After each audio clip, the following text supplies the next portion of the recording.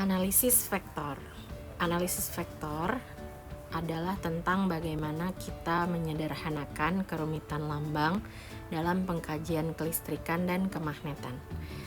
Dalam analisis vektor ini juga kita akan belajar bagaimana penggunaan lambang analisis vektor.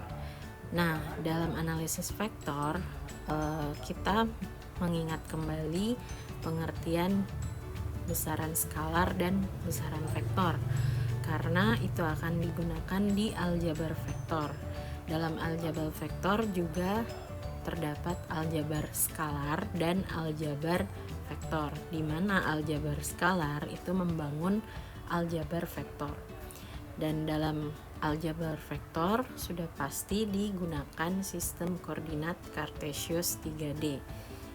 Sistem koordinat Cartesius 3D dinyatakan dengan 3 peubah X, Y, Z atau X1, X2, X3 yang mewakili sumbunya masing-masing. Jadi dalam satu vektor dia mempunyai 3 sumbu, 3 simbol yang kita kenal dengan X, Y, Z itu. X, Y, Z adalah indeks, penulisannya harus lebih kecil daripada simbol vektor tersebut.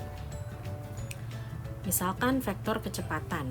Kecepatan berarti dalam sistem koordinat Cartesius 3D, karena dia mempunyai arah, maka arah sumbu X diwakili dengan Vx, arah sumbu Y itu Vy, dan arah sumbu Z adalah Vz.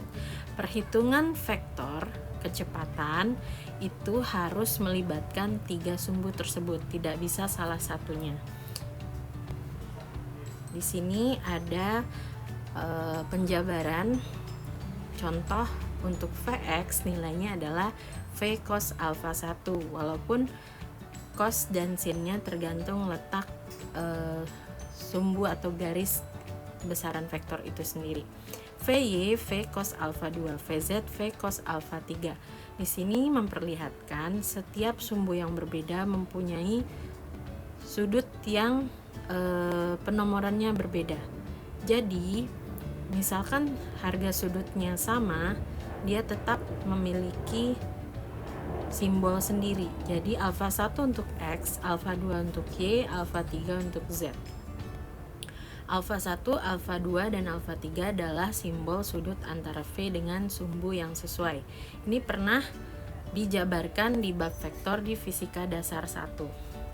Kemudian untuk besar vektor tersebut lambangnya adalah V menggunakan tagar seperti ini, di mana perhitungannya adalah akar dari kuadrat Vx ditambah Vy kuadrat ditambah Vz kuadrat. Harga atau panjang dari vektor V dinilai dengan perhitungannya seperti ini. Dalam medan vektor, setiap komponen vektor dipandang sebagai suatu fungsi X, Y, dan Z. Maka dari itu X, Y, dan Z adalah satu kesatuan.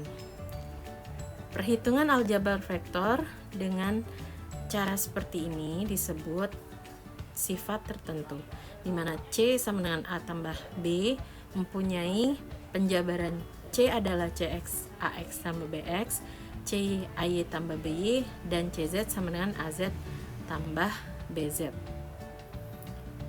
Jadi vektor C itu memiliki jenis di sumbu X adalah Cx, di sumbu Y adalah Cy, dan di sumbu Z adalah Cz. Penjumlahan dan pengurangan bersifat asosiatif dan komutatif. Jika A tambah B tambah C dengan penggunaan kurung B tambah C itu sama dengan A tambah B tambah C dengan penjumlahan A tambah B terlebih dahulu atau A tambah C terlebih dahulu.